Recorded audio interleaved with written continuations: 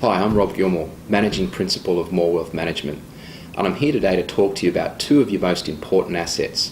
Yet, most Australians aren't actively engaged in this area and taking an interest. I am going to be chatting about superannuation and protecting your ability to earn an income. Now, I was startled to read the other day that over 80% of Australians haven't chosen the super fund that they're in. Now, it's not surprising. Typically, they leave it up to their employer. And it also explains why people have multiple super funds and really don't know how much they've got in superannuation. Now, if you look at that in the context that 77% of Australians over the age of 65 are relying on the age pension to some extent. Now, with the age pension being $33,000 for a couple who own their own home, it's not a lot of money, and it does start to make you realise that having some superannuation is important. Now, the age pension gets worse if you don't even own your own home. So, with $2 trillion in our Australian super system, what options have you got? Well, you have the right to choose where your money is invested.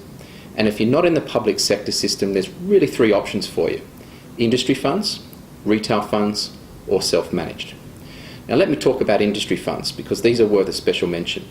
Industry funds started in a specific industry sector, but now they're generally open to membership from anywhere. Industry funds are owned by the members, i.e. you. So the profits that are made by the funds flow back to the members in the form of lower fees.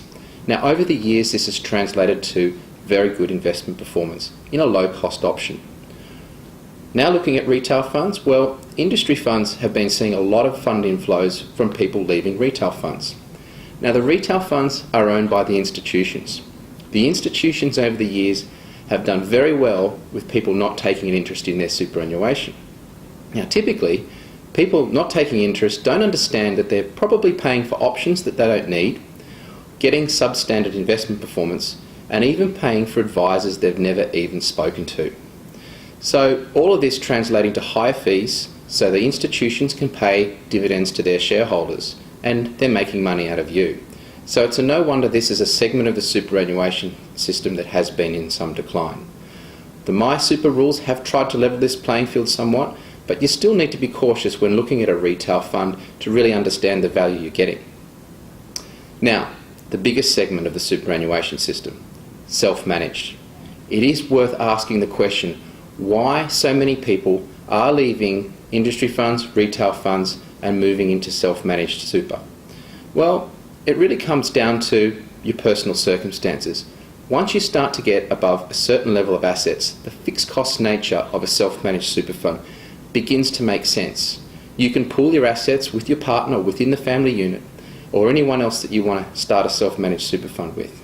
And the beauty about a self-managed super fund is you have control. You get to choose the type of assets that you want to invest in. It could be direct property, it could be shares on the Australian stock market, or it could be some alternative assets, even collectibles. This choice is very appealing for consumers, as well as having the option to plan for the longer term. And self-managed super does open up some opportunities for extra tax planning, particularly when you buy an asset in accumulation phase and sell it in pension phase where it's a zero tax environment. So there are options with your superannuation. But you can't talk about superannuation without thinking about insurance. And that's where we go back to your ability to earn an income and protecting that. People have their superannuation funds and they think, well, I've got insurance in there, it's enough. Well, unfortunately, it's not likely to be enough. And there's really three main reasons. Firstly, the amount of cover. It is default cover, so it's the bare minimum.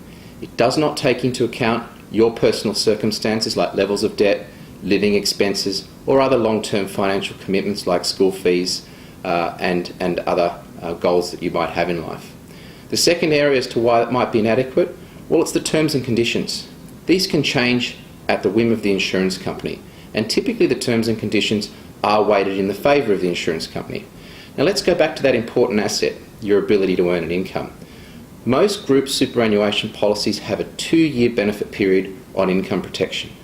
Now, if you were faced with a situation where you could not work again for the rest of your life, and that benefit period stops after 2 years, well, that's hardly protecting that really valuable asset that you have. So you need to think about other insurance options With regards to income protection, you need to be thinking about a policy that's going to protect you to age 65 so that you and your family are secure. Now, the third area why insurance inside superannuation or group policies might be inadequate is the premiums.